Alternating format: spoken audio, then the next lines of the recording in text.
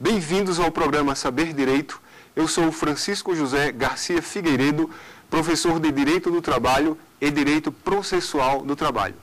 Estou aqui para falar com vocês sobre responsabilidade civil do empregador. E aí, durante esse curso, Responsabilidade Civil do Empregador, nós falaremos da responsabilidade civil desse empregador decorrente de acidente de trabalho. Falaremos ainda sobre a prescrição das pretensões acidentárias. Falaremos em seguida, no transcurso das aulas, sobre a responsabilidade civil do empregador também decorrente de assédios moral, sexual e processual. Para entendermos o direito do trabalho, é preciso que localizemos de antemão direito do trabalho, na Constituição. E para que entendamos também essa mesma Constituição ou o direito do trabalho constitucional, mister se faz sabermos os princípios hermenêuticos constitucionais, ou seja, os princípios da nova hermenêutica constitucional, cantados por Canutilho na doutrina europeia e aqui por Luiz Roberto Barroso, por Ana Paula de Barcelos, dentre outros doutrinadores. Pois bem, o primeiro princípio não poderia deixar de ser outro que não o princípio da supremacia da Constituição. Vou falar, portanto, de princípios que orientam o intérprete e aplicador do direito do trabalho. O princípio da supremacia da Constituição diz-nos, informa-nos que ela, Constituição, é a maior lei vigente em nosso país. Ou seja, qualquer lei, qualquer comando infraconstitucional que com ela, Constituição, conflitar, será inconstitucional naquele ponto. Pois bem, princípio da supremacia da Constituição, dizendo-nos, informando-nos que toda ordenança infraconstitucional vigente deve obediência a ela, melhor dizendo, Constituição. Em seguida, temos um outro princípio hermenêutico constitucional, denominado de princípio da força normativa da Constituição. E o que quer dizer esse princípio da força normativa da Constituição? Ora, o próprio nome já sugere. Quer dizer que os comandos incertos na Constituição, eles têm força de norma. Eles não são meros princípios informadores da Constituição. O são também, mas além disso, eles têm força normativa, porque eles ordenam, porque eles normatizam. Princípio da força normativa da Constituição. Ainda temos outro princípio hermenêutico constitucional, denominado de princípio da máxima efetividade do texto constitucional. E o que nos diz esse princípio da máxima efetividade do texto constitucional? Ora, diz ao intérprete e aplicador do direito, informa ao intérprete e aplicador do direito o seguinte: quando você for ler e interpretar a Constituição, é preciso que você tente dela, Constituição, extrair a máxima eficácia de seus comandos. Exatamente porque é a partir do enxergar a máxima efetividade do texto constitucional que ele, intérprete e aplicador do direito, conseguirá concretizar os direitos e garantias fundamentais. Ainda existe um outro princípio hermenêutico constitucional. Eu falo do princípio da unidade da Constituição. E o que informa esse princípio da unidade da Constituição?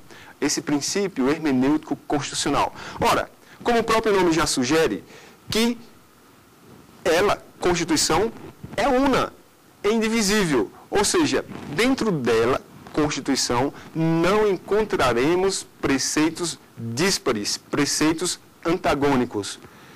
Se porventura, em algum momento, algum princípio se chocar com outro princípio, ambos, portanto, dentro da Constituição, existem técnicas de solucionamento dessas questões, ou dessa questão. Ou seja, pelo princípio da ponderação de direitos, o intérprete e aplicador do direito, portanto, irá sopesar e verificar, naquele caso concreto, qual deve ser o princípio hermenêutico, o princípio constitucional, melhor dizendo, que deve ser aplicado.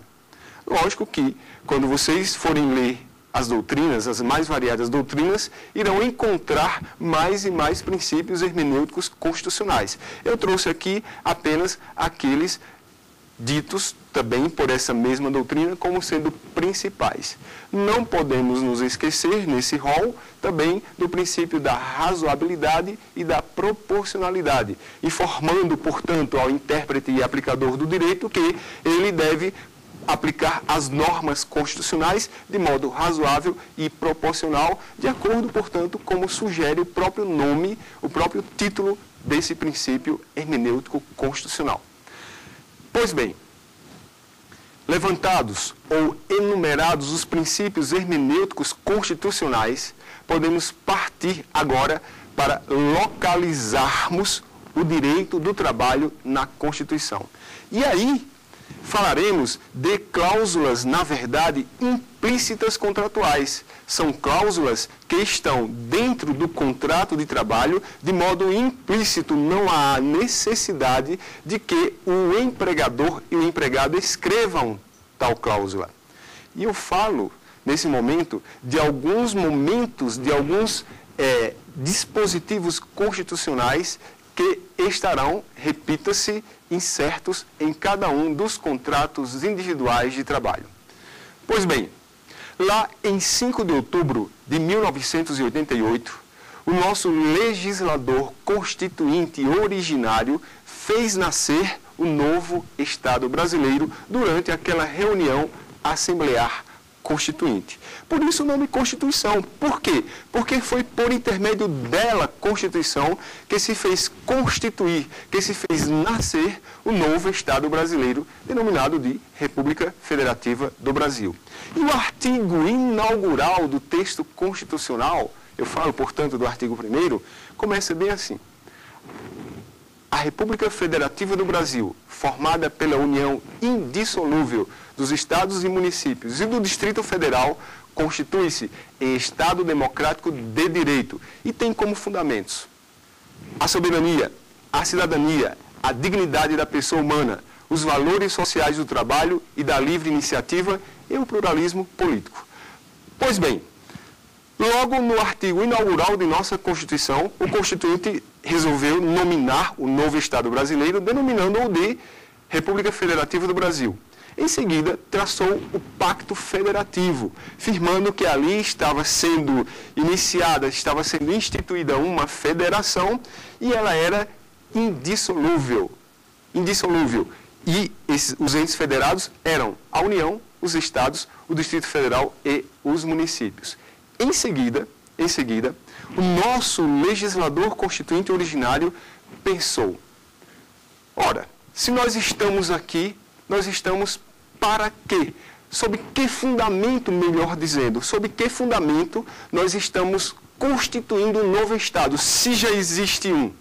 Ora, foi nesse momento que ele traçou, ainda dentro desses princípios fundamentais, melhor dizendo, ainda dentro desse artigo inaugural, os princípios fundamentais da República Brasileira. E aí, repisando, ele enumerou em 5 incisos tais fundamentos republicanos. E eu chamo bem a atenção do fundamento incerto no inciso 3 do artigo 1º, da dignidade da pessoa humana. Ora, dignidade da pessoa humana, é o pivô em derredor do qual gira todos os demais dispositivos constitucionais. Se nós percebermos bem, se nós olharmos amiudadamente a Constituição, iremos verificar que todos os comandos constitucionais existem, ou pelo menos quase que 100% deles existem para fazer valer a dignidade da pessoa humana. Ora, e o que vem a ser essa dignidade da pessoa humana?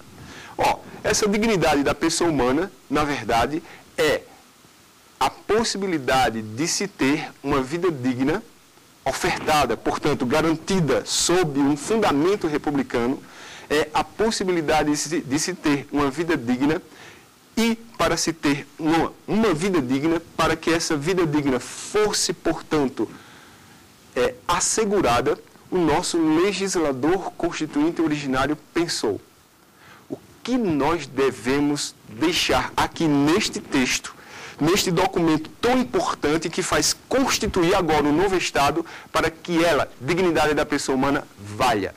Foi sob esse norte indagativo que o nosso legislador constituinte originário escreveu o rol dos direitos e garantias fundamentais firmados no artigo 5º de modo concentrado. Eu falo de modo concentrado porque o artigo 5º não deixa exaustivo, não demonstra de modo exaustivo, melhor dizendo, os direitos e garantias fundamentais. Tanto é que, pelo conteúdo do seu parágrafo 2º desse artigo 5º, nós percebemos que podemos encontrar outros direitos e outras garantias fundamentais espraiadas em todo o texto constitucional.